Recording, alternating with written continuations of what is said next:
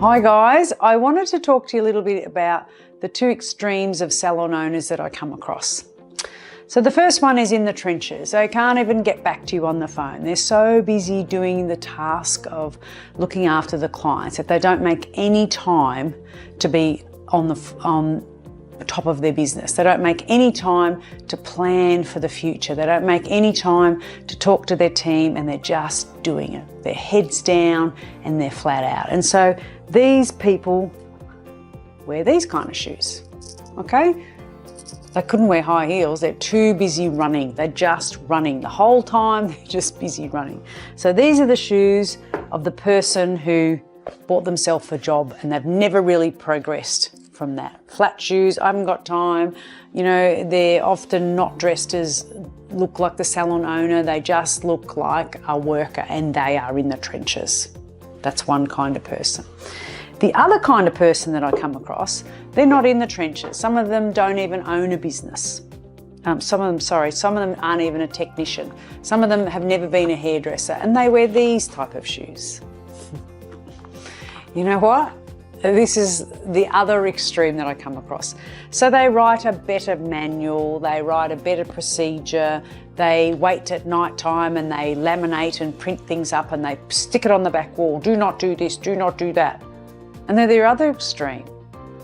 We've got to get one of each, we really do. This person has really no idea what's going on in the trenches because they're not there. They're removed from the salon, they might be a technician, and now they're not working anymore on the floor, but they've lost touch of what's going on.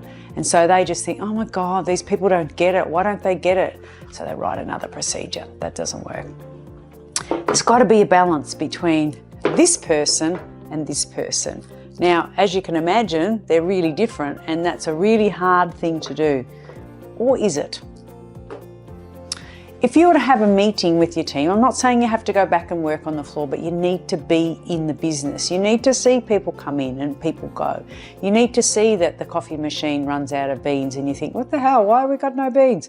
You will understand it if you're there. So I'm not saying you have to go back in and do the technical work, but if you are not in your business, listening to your team, having team meetings and knowing what's going on, you're going to break your neck, especially in these shoes. You'll break your neck. You cannot run in these shoes.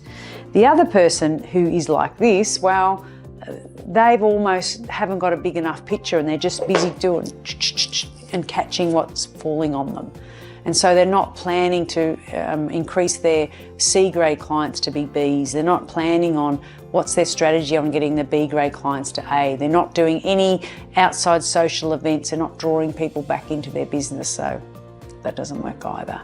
So it is a balance. Like everything in life, it's the mix. You've got to get the mix right. You've got to get people who are really happy to be working in the trenches, but they need to be supported by someone else, and that's you, the salon owner, even if you work with them. I have a theory that if you own a business, you can't work on the floor for more than 25 hours a week. If you do, it infringes into your personal time, and I think there needs to be a balance. But if you could work, so let's say 25 hours a week, so 3 days, 3 8-hour shifts, you'd really know what's going on in your business. Now, that might be that you just do reception. I don't mind, but you need to be in your business about 21 to 25 hours a week. So have a think about that. I hope that was helpful.